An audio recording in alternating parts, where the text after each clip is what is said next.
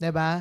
Kasi sabi nga, bagamat may new season, pero hindi nangangahulugan, walang mga challenges. Dahil ang challenges ang siyang magbabago sa ating karakter, sa ating pananaw, 'di ba? Upang it will make us or break us. Saan tayo? Pero if God before us, who can be against us? Or we are always on the winning side pag tayo ay nasa panig ng ating pong Panginoon. Kaya excited, nakaka-excite yung gagawin ng Diyos sa buhay ng bawat isa. Dahil nagpasimula tayo sa parabagang ang dami kagad mga challenges. Mambira, binabakbakan kagad tayo. Daily in the temple pa lang, business meeting pa lang, binabakbakan na kagad tayo. However, sabi ko, as long as ang ginagawa natin dito, kalooban at katwiran ng Panginoon, wala tayong dapat ikatakot.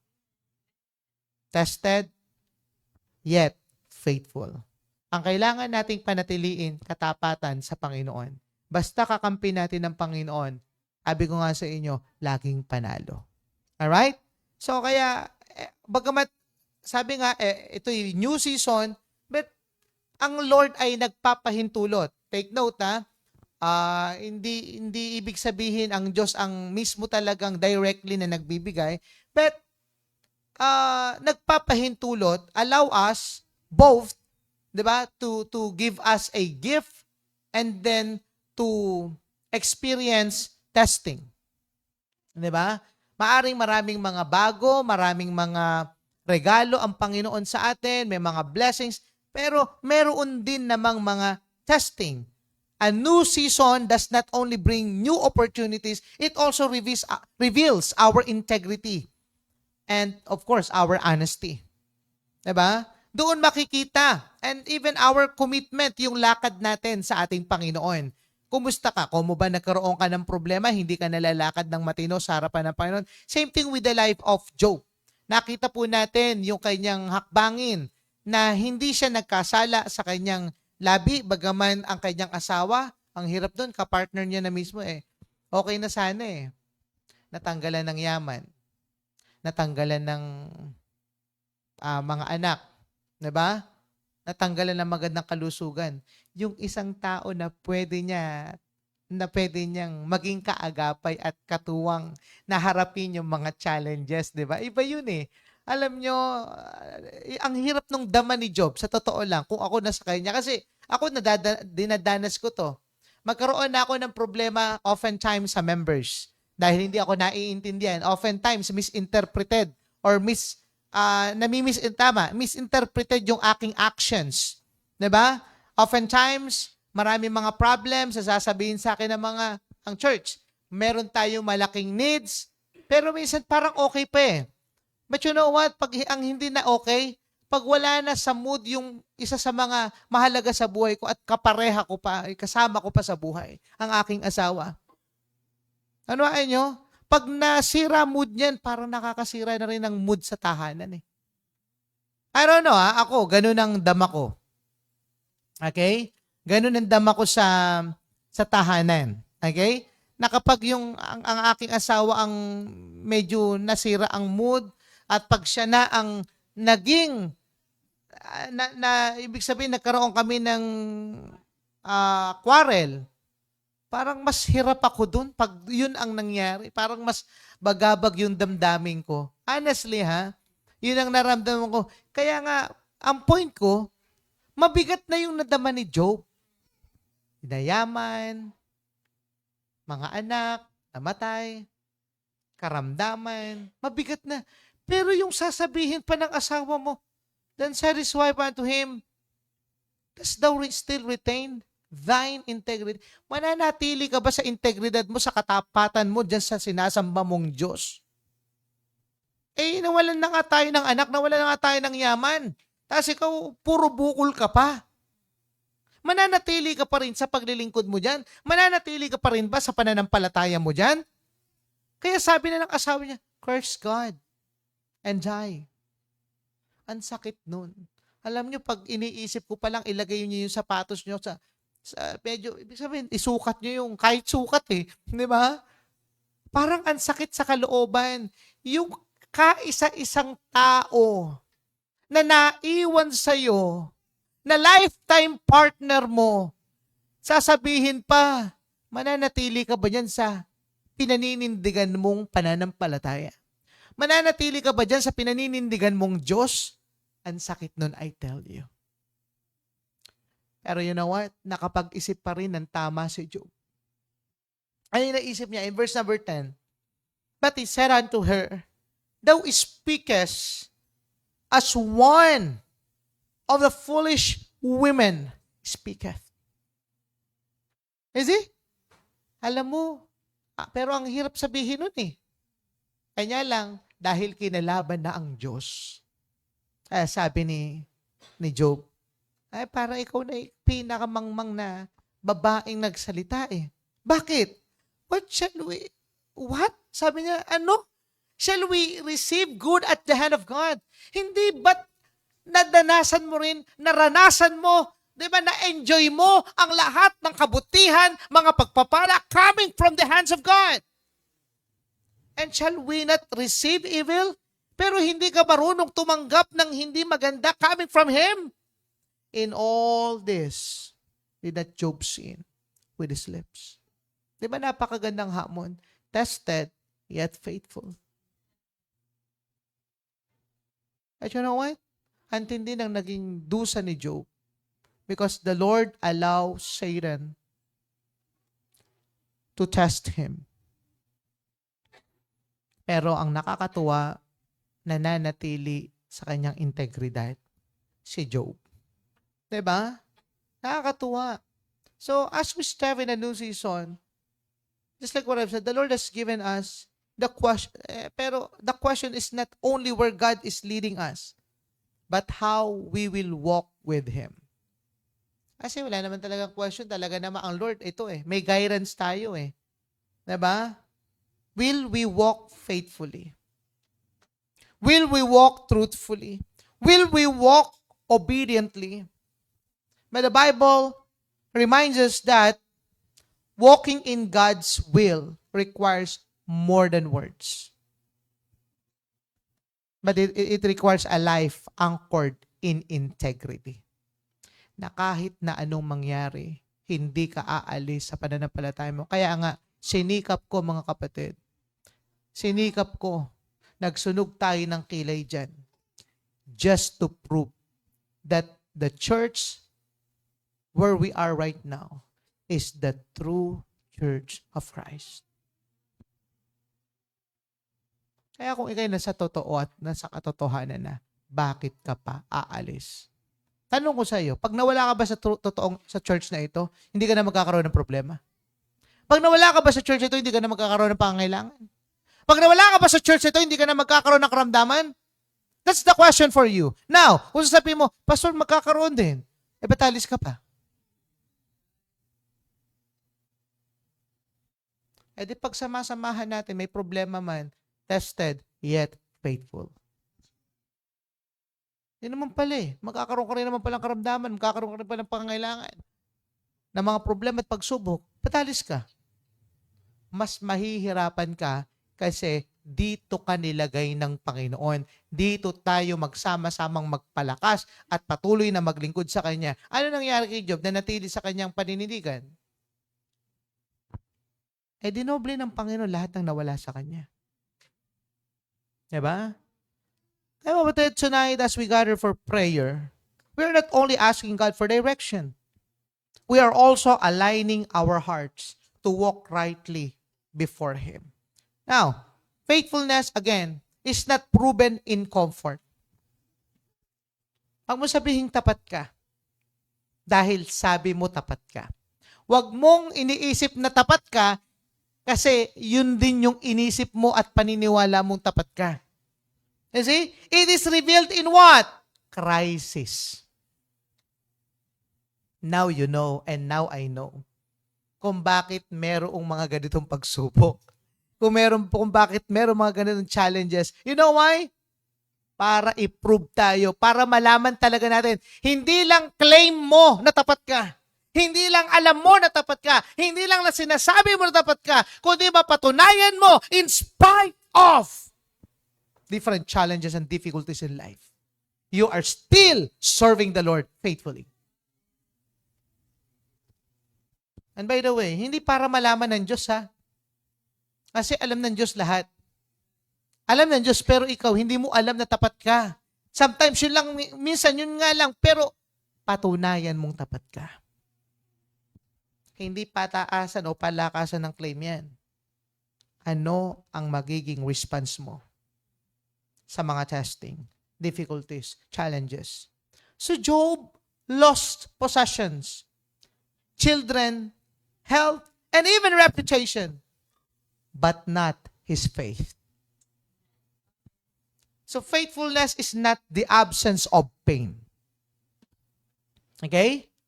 Hindi po dyan masusukat. Again, faithfulness is not the absence of pain. It is the presence of integrity. Na dahil sinabi mo, naniniwala ka na Diyos siya, na buhay siya, makapangyarihan siya, kahit na ano pang maranasan mo, mananatili kang paglingkuran siya. Dahil naniniwala ka sa Kanya. So again,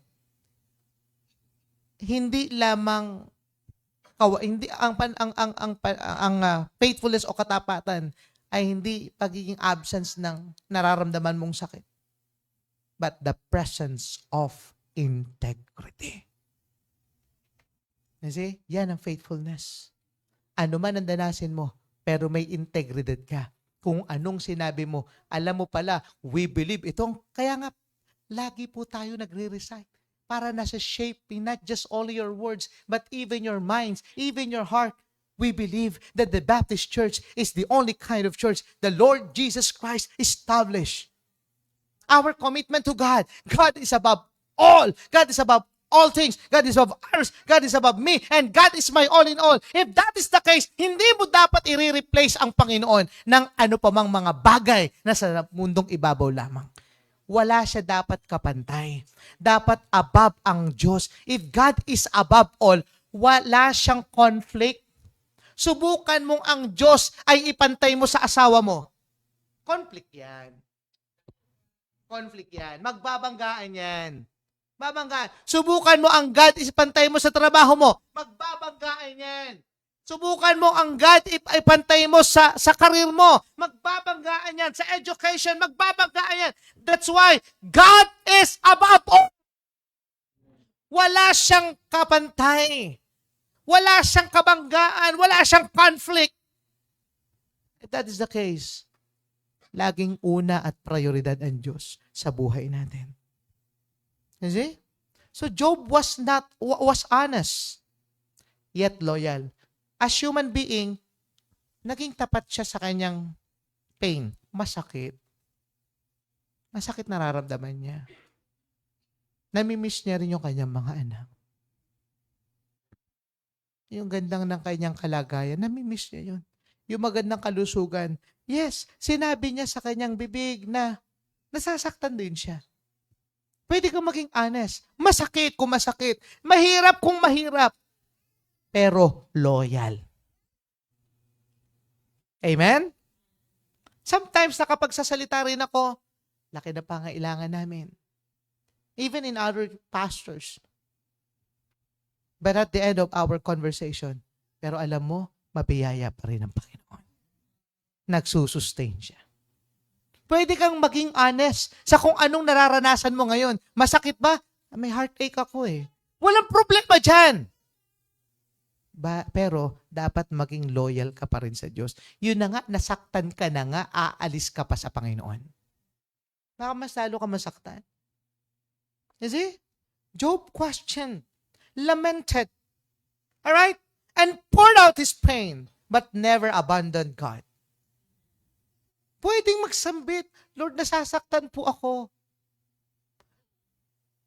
Lord, ang bigat po sa kalooban.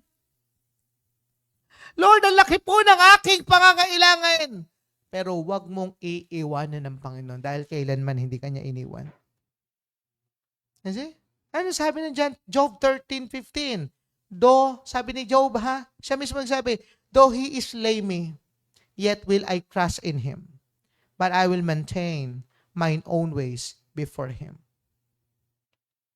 Kasi, kahit na siya'y mamatay, pero siya'y patuloy na magtitiwala sa Panginoon. So makikita natin, pinag-aralan natin last time, the pressure of a new season. Ano yung pressure of the new season? Merong pain, maybe. Katulad ngayon, ang daming pain. Pain sa health, pain sa heart. Don't you know that I have pain? Meron ako nararamdaman, meron akong heartache sa ngayon. If I love you, if I will, I would say, I loved you. How much more my loved ones? Yung mga kadugo ko, yung kapatid ko. Kung sinasabi ko, ikaw, mahal kita. Ba't di ko ba mahal ang aking family? Are you with me? Nasasaktan din ako. Nasasaktan din ako doon sa isang minahal ko, pinagkanulupa ko. Nasasaktan din ako. Tapos parang sa akin pagalit. Samantalang nagbababala ako, lagi ako nagbibigay ng warning. 'Di ba? Tapos bandang huli parang pabiktima pa. Kasi may heartache din Kala niyo ba hindi ako nasasaktan? Kasi nag-invest, lahat ng members dito, walang hindi ako nag-invest ng buhay ko. Kahit sabihin niyo parang hindi ko naman. No.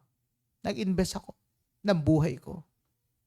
I spend time in praying for you. I spend time in studying God's Word just to feed you. I spend time just to show my care for you. Even money. You see? Kaya natutuwa ako, alam nyo, kaya kanina nag-message ako kay Angel. Masaya ako kasi nakita ko yung paglago niya. Hindi lamang pang spiritual, pati physical. Kasi 2 years old na punta sa amin to. Karga-karga ko yan. Ngayon, nagte-testimony, umaawit. 2 years old, karga-karga namin yan. Hindi ba masaya sa puso? Kaya sabi ko, talagang ganun siguro. May kasiyahan, mayroon din namang mga nagbibigay ng kalungkutan at nagbibigay ng pain. You see? And that's the pain of the season. Let's accept it. Receive it with joy. Bakit? May kalooban ng Lord. Hindi ko pwedeng ilagay sa aking kamay na kontrolin lahat kayo. But at least, diba? Gagawin ko yung best para hatakin kayo sa kalooban ng Panginoon. May pain. Just like what Job experienced. Diba? May loss. Not just only pain, but the persuasion in the season. Sometimes yung pain ay nagtutulak sa iyo, huminto ka na. Hinto ka na. Diba? Ang daming mali niyan eh. Ang daming mali dyan sa church na yan. Ang daming mali ng pastor. Persuasion. And oftentimes, hindi natin nakikita mismo. Tayo nga rin may mali pero inuunawa. Ang nakita natin yung mali ng iba na hindi mo inunawa pero ikaw, nagkamali ka rin pero inunawa ka. Same thing with the wife of Job. Nakita niya, alin? Yung kapaitan at kalagayan ni Job right now. Pero hindi niya nakita yung kahapong pinakain sila, hindi niya nakita yung pinasagana sila, hindi niya nakita yung masaya silang pamilya, ang nakita yung masalimuot na buhay.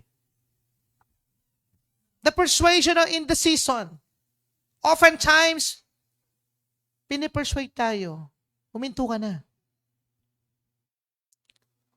Wala ka namang napapala eh. Diba? Mabibigatan ka lang dyan. Naku ngayon, lalo na February. February na! Ay puro giving yan. Ang preaching. Wala ka na nga. Pipilitin ka pa. Diba? Kasi? Pero yun nga ba? But since we know kung bakit nating ginagawa lahat ng yan, diba? Kung bakit sa likod, kaya nga sabi ko, I always say, gusto ko alam mo yung ginagawa mo. kung bakit ino-orient kita sa lahat ng bagay. Ayaw natin maging blind followers tayo. We must know the reason behind what we're doing. Diba? The why. Diba? Bakit natin ginagawa yan? Now, makita natin yung mga pressures in life. And of course, kaya lang ito maganda, the position of faith in the season. Yun ang maganda. May pain, may persuasion na huminto, pero saan ka na dinala ng pananampalataya mo? The position of faith in the season. And just like what Job did, he stood firm. He remembered God's goodness. As I always say, yun lang mabuhay tayo sa umaga at maunawaan natin, ito ay kapahintulutan ng Diyos. At maalala natin, hey, I am saved. I am redeemed by the blood of the Lord Jesus Christ. I am saved by God's grace. I belong to Jesus. Diba? I am citizen of heaven. I belong to the true ecclesia. Kasi, ang dami, God is merciful. Thank God, I'm still alive. Sa kabila ng aking mga pagkukulang sa Kanya, sa kabila ng aking mga kasalanan sa Kanya, sa kabila ng aking mga nagagawa sa Kanya, mga kamalian, buhay pa rin ako. Patuloy pa rin ako hinuhubog ng Panginoon. Minamahal pa rin ako. At ito yung tinayuan ni Job. He remembered God's goodness, and declared, shall we receive good at the hand of God? And shall we not receive evil? So in all this, Job did not sin with his lips. So integrity is choosing faithfulness even when circumstances are unfavorable. You see? Now, ikalawa, the principles that sustain the season. Okay? Kung meron pong pressure of a new season, diba? Meron din namang principles na pwede nating panghawakan. The principles that sustain the season. At na-remember, kumbaga, naranasan natin yan eh. Sino ba nakapag-anticipate sa atin ng pandemic? Wala nakapag-anticipate ng pandemic sa atin. Am I right? Biglaan yan eh. Biglaan. Hindi tayo nakapag-prepare. What I'm trying to say na hindi naman sinabi sa atin ng ating bansang Pilipinas, maghanda na kayo. 7 taon, ano yan? Mga 2 taon mahigit yan. Diba? 2 taon ng dusa niyan para makarecover ang bansa. Halang nagsabing ganun, biglaan yan. But since we embrace the principle, bago pa ang pandemya ay dumating, meron tayong mga pinangahawakan prinsipyo na naging tatag natin kahit during pandemic. At maging sa ngayon, during anumang circumstances, ang pwede nating panghawakan, prinsipyo pa rin na galing sa Diyos na itinuro sa atin, na pwedeng makapag-sustain sa atin. Kayo nga may leader eh. Unang-una, kayo may isip. Kayo may leader. Kayo may Holy Spirit. Kayo may church. Don't you know that yung ants, wala namang leader yan eh. Pero may prinsipyo sa kanila na pwedeng mapulot. Actually, nasa Bible din yun eh. Na kung summer, nag-iipon sila para nang sa gayon. Talagang labor, toiling on, di ba? While summer, para pag dumating ang tag-ulan, na hindi sila makalabas dahil mababasa sila, mababaha sila. Ano nangyari? Meron silang huhugutin. Principle, saan? Sa mga maliliit na creature. May prinsipyo doon. Walang leader, walang pastor, walang church, ni hindi nga tinubos sa dugo ni Jesus Christ yan eh. Pero naihalimbawa ng Bible dahil mga pwedeng gawin. Diba? So, the principles that sustain the season, Tayo pa kaya ang hindi isusustain ng Panginoon? Mas special tayo kaysa sa ibon. Mas special tayo kaysa sa damo. Pero yung mga bagay na yan, sinusustain ng Panginoon. According sa Matthew chapter 6. Yung mga lilis, wala nag-aalaga sa kanila pero pinamumukadkad ng Panginoon. Oh. Tama? Tayo pa ba? Tayo pa ba kaya? Oh, the principles that sustain the season. Integrity is built on truth and honesty. Yan ang kailangan nating maisabuhay araw-araw. Alin po yun? Integrity, truth, and honesty. Honesty, don't you know that honesty builds character? Opo.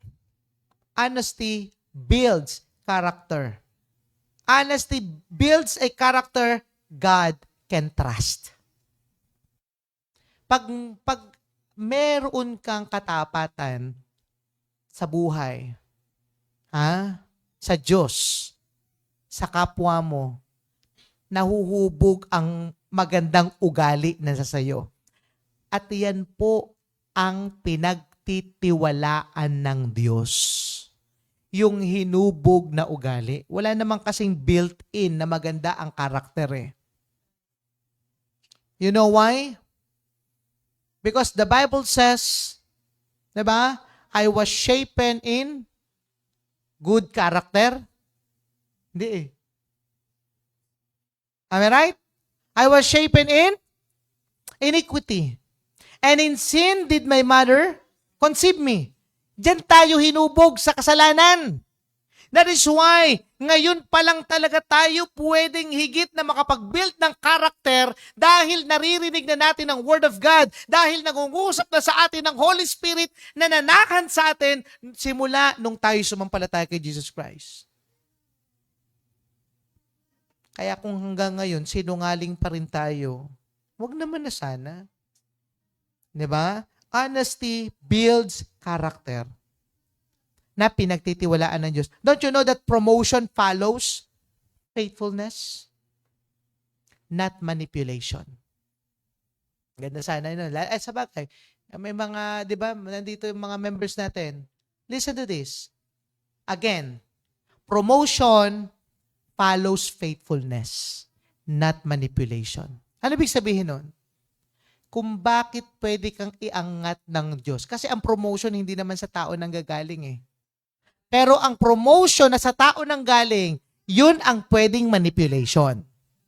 Pero yung totoong promotion na galing mismo sa Diyos, follows faithfulness yun kung bakit may promotion, kasi tapat. Kanya po ba kayo? Kasi tapat. Saan nanggagaling ang true promotion? Meron akong nabasa sa Bible, pinromote niya sarili niya eh. Ayun, patay. Pag tayo nag-promote sa sarili natin, mamamatay tayo. Remember the king? Pero king ang tawag, pero queen eh. Queen Atalia ba yun? Am I right? Atalia. Basahin sa Bible. Pinapatay niya yung mga next generation king.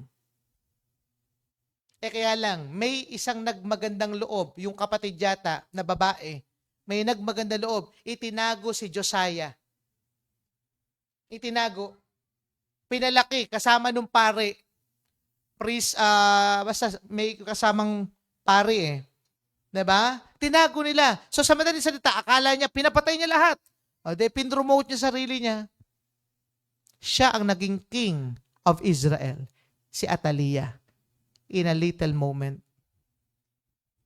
Habang pinapalaki. Kaya nga, naging king si Josiah at the age of 8 years old. 8 years.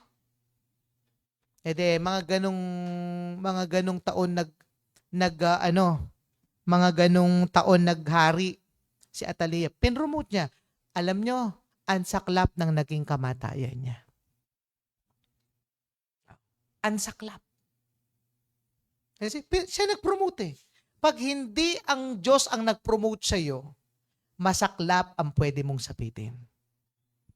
Pero, Kung ikaw ay pinromote ng Diyos, alam nyo kung bakit ipopromote tayo? Kasi follows faithfulness eh. Meron nakita sa atin ng Diyos, kaya not manipulation. Remember in Matthew chapter 25, verse number 20 to 21, the parable of the talents. Ano sabi rito? And so he that received 5 talents came and brought other 5 talents, saying, Lord, thou delivers unto me 5 talents. Behold, I have gained beside them 5 talents. And in verse number 21, ano sabi? Sabi ng Lord niya, his Lord said unto him, well done, thou good and faithful servant. Since you are faithful servant, thou hast been faithful over few things, I will make you ruler over many things. Enter thou into the joy of thy Lord. Not manipulation. Kaya mapopromote because of the faithfulness. At ang totoong tapat, yun yung sinasabi ko, and I have learned this also in my pastor, na dapat nagmumultiply ka. Ang totoong faithful, pinaparami mo or minamaximize mo kung anong meron ka. Kung anong pinagkatiwala sa iyo ng Diyos. Meron kang time, i-maximize mo yan. Meron kang life, i-maximize mo yan. Meron kang pera, i-maximize mo yan. Meron kang kakayanan, i-maximize mo yan. I-minumultiply mo. And same thing with the gift that we have right now. We have eternal life. Kailangan hindi lang ikaw ang magkakaroon ng eternal life. Dapat yung mga taong nakapaligid sa iyo. Kagaya ng ginagawa ni Jenny ngayon. Siya may eternal life. Alangan namang hindi makakilala at magkaroon ng eternal life yung mga cottagers niya. Yung kagaya ginagawa nila Preacher Jer ngayon, nila Kuya AC. Am I right? Yung kagaya na ginagawa ng lahat, yung mga members na humahakbang na unti-unti, kailangan ma-maximize natin para masabing mapagkatiwalaan tayo ng Diyos. Masabi ng Panginoon, well done, the good and faithful servant. At yan ang laban natin sa kabila ng mga pain, pressure, and different things to come. Meron dadaang bagyo eh. Hindi mo naman mapipigil yun eh. Pero ang maganda kung may itinanim kang tama kasi tapat ka. Mag-pandemic man, maulit man ulit yan, ano pa man ang mangyari, 'di ba? Gumuho man ang gobyerno natin, at least tapat ka sa Diyos. Poproteksyonan ka ng Diyos. Kaya ako hindi ako takot na, what I'm trying to say is this, wala ako, buong tapang ko sinasabi, I'm praying for you dahil ginagawa ko yan. And what I'm trying to say, hindi rin ako takot doon sa mga mananampalataya na kahit nagsasakripisyo, kahit parang nawawalan para sa gawain ng Diyos, alam ko meron silang mga magagandang future. Like what I've said kay Mariel. Sabi ko, nak, hindi sayang. Nandito ka? Last Sunday, nagte-testimony nga, hindi nga na-loss eh. Hindi nga loss ang kanyang nararanasan, blessing eh. Gain eh. Imagine, ang hirap nun. Kaya isa sa mga hinahalimbawa ko, ang hirap po. Yun nga lang, dyan lang sa Canyogan, sa Carmela, minsan ang hirap na eh. Am I right? Yung pa kayang Metro Manila. Minsan magpapaalam, minsan, di ba, pag napunta sa Baliwag hindi na makabalik eh. Meron Metro Manila yun eh. Babae. Dalaga. Ibig sabihin, maraming pleasure sa Manila. Iiwanan mo? Maraming pleasure sa Manila. Iiwanan mo? Biruin nyo. Nandoon ka weekdays. Nandoon ka tapos, ang sarap kaya doon. Subukan nyo. Magulo, liberated ang mga tao doon. Dito nga, dahil tayo malapit sa Manila, yun ang ginagaya ng mga taga-probinsya. Dahil malapit tayo sa Metro Manila. Dito nga sa paumbong tanaw namin ng Metro Manila. Pag kayo umakyat doon sa Cafe Evita. Tanaw. Ibig sabihin, malapit lang sa atin. Doon, di ba? Pero ang point natin, mga kapatid, nagbabiyahe. Pero pag sa land, by land, at biyahe, ang tagal. 2 hours. More than that. Tama, Jella, ito pala, nagmamanila to. Hindi rin pala ikaw pumupunta si Maya pumupunta rito galing Manila. Ikaw naman dito sa probinsya pumupunta ng Manila para hindi maka-attend. Hindi, kasi nagre-review. Nagre-review yan. Okay? May review center. Do you get a point? Ang layo. Ang daming mga pleasures in life. Oh, pero pumupunta. Mina-maximize. Sabi ko sa kanya, kaya ako sabi ko sa kanya, I'm so excited sa gagawin ng Diyos sa buhay mo. Just keep on doing what is right. Diba? Oh. Nakakatakot at first nung kinekwentuhan ko at wala akong maikwento pa, wala akong template kay Sister Jing, kay Sister Leonie, wala akong template sa kanila. Nung una, medyo takot din ako eh. Biruin mo. No work, no pay. Biruin mo, isusubo na lang. Kaya parang ako rin medyo ano rin ako eh. Pero bahala ka na, Lord. Sabi niyo po ito. Kaya sabi ko, pinagmatigas ako sila sa Sir Leon eh. Nagtatanong, Pastor, lahat ba talaga? Iaano ko, ganito, ipagtatapat ko. Opo. Subukan po natin ang Lord. Oh. Kasi, yun ang sabi ng Bible eh. I-maximize natin. Pag yan nakita ng Diyos ginagamit sa kanyang gawain, I tell you, isusustain ka ng Panginoon. At yun yung nakita ko. At yun yung naranasan ko. At yun yung pwede pang mangyari sa marami mga members na susubok sa Panginoon. Ano sabi Lord? I will make you ruler over many things. Oh. So faithfulness, diba? As I close. Diba? As I close. Amen? Oh. Faithfulness in small things develops godly character. Pagka magkagayon, hindi ba matutuwa ang Diyos? Na nagiging karakter ka niya, nagiging kagaya ka niya. Again, faithfulness in small things develops godly character. And honest stewardship invites greater responsibility from God. Kaya yun yung sinasabi ko. Do you want blessing? Do you want blessing? Be responsible of what you have right now. Do you want blessing? Be responsible for what you have right now. Kung yun ngayon pa lang na maliit, na meron kang pinamamahalaang maliit, hindi mo pa magawa, hindi ka na magkanda o gaga, how much more? Kaya ako, Lord, I thank you for what I have right now. Pag-iinamin ko to. The people that we have right now, baka ito pa lang ang leadership ko eh. Hindi ako magmamadali. Bakit? Baka ma-miss ko maraming buhay. Kung idadagdag mo na hindi ako mag-i-improve. Kaya kailangan ayusin ko yung sarili ko kasabay ng pag-unlad ng ating eklesiya at ng ating spiritualidad at ng ating numbers. Kailangan kasabayan. Kailangan mag-step up ako. Kasi kung hindi, babalik lang sa kung saan tayo nagsimula. Kung hindi ko improve sarili ko. Kung hindi ko i-maximize the ability that God has entrusted to me. Ito lang tayo niyo. Oo. Kasi kahit na anong hamon ko. Kasi, kaya kailangan lahat tayo magkaisa na maging mabuting katiwala sa kung anong pinakatiwala sa atin ng Lord. As I close, na statement na, ito na lang. Who are you or who you are in private shapes you or shapes who you become in public. Nakuha niyo po, kapatid? Kaya, kapatid, lalabas kung sino ka talaga. Kaya hindi totoo yung, yan, yumaman lang, yumabang na. Na. Hindi yumaman lang, yumabang na. Yun talaga siya. Pinalutang lang ng yaman kung ano talaga siya. Kung ano ka in private, yun yung naguhubog sa'yo, lalabas at lulutang in public. Kasi, tao po. Kaya kung may tinatago ka in private, lulutang din yan. Sisingaw din yan. Kung ano ka in private. Amen ba? Because the Lord is watching you. That if you're faithful, the Lord will bless you openly. Amen?